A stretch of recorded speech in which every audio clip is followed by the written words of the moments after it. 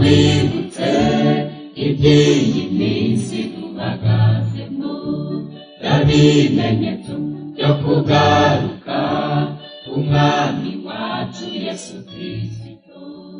Uko byose yasize abivuze niko byatangiye kuba. Intambara, ibyorezo n'inzara n'ibindi byose by'ahantu. Turarame turebe mw'ijuru, gucungurwa kwacu kubakijijwe, gucungurwa kwacu kurageze, kw'itorero gucungurwa kwacu kurageze. Dore uko ijoro rikuze kukaba bwenda gucya, gakiza kacu karatwegereye kuruta igihe twizereye. Twiyambura imirimo mibi, twambara intwaro z'umucyo, tugendane imbuto z'umwuka wera, niko tuzanye ca Satani. Nidusenge nitwirinde,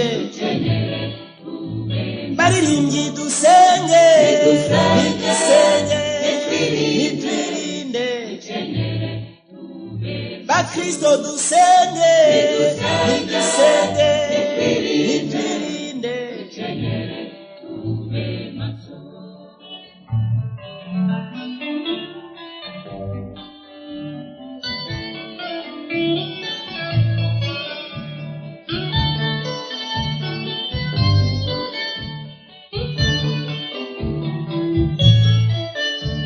Kugira ngo koko ibyo byose no guhagarara rudatsinzwe imbere ya Yesu Kristo, nuko wazenguka amaso urinde cyane umutima wawe, uwo munsi utazagutungura, ariko abaza babiteguye kuko nibwo bazagororerwa. Yesu we waretse tukigumanira, urije kandi umuzuraho, wowe ufite ijambo ry'ubugingo, ndashaka yuko twibanira aho tuba, ndashaka yuko twibanira mu mirimo nkora, ndashaka yuko twibanira mu rugendo mfite, ndashaka yuko twibanira, ndashaka